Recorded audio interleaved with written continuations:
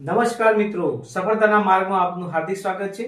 આ સરસ દ્રષ્ટાંત લઈને તમારી સમક્ષ હું આવ્યો છું મિત્રો। એક દિવસ ચાણક્ય અને એના મિત્ર એટલે કે ચીની મિત્રએ ચાણક્યને ઉપહાર આપવાનું નક્કી કર્યું।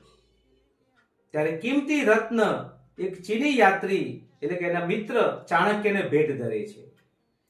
ત્યારે ચાણક્ય એ કિંમતી રત્ન લેવાનો ઇનકાર કરી દે છે, એટલે કે ના કહી દે છે। ત્યારે ચીની યાત્રી એટલે કે ચીની મિત્ર એમના ચાણક્યને કહે છે કે આટલું મોંઘું કિંમતી રત્ન તમે કેમ ઠુકરાવી રહ્યા છો, કેમ ના કહી રહ્યા છો ચાણક્ય? ત્યારે ચાણક્યનો જવાબ તમે સાંભળો મિત્રો।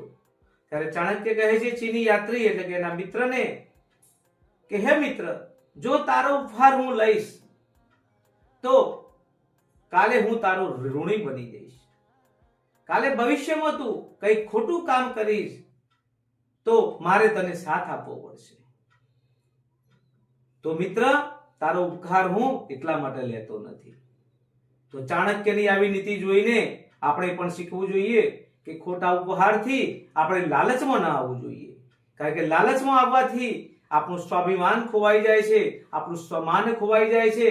અને જે ખોટા વ્યક્તિ છે અને આવા ઉપહારની લાલચો આપનાર વ્યક્તિ છે એમની વાતોમાં આપણે આવી જવું છે અને જાણતા અજાણતા પણ આપણે એનો પક્ષ લેવો પડે છે।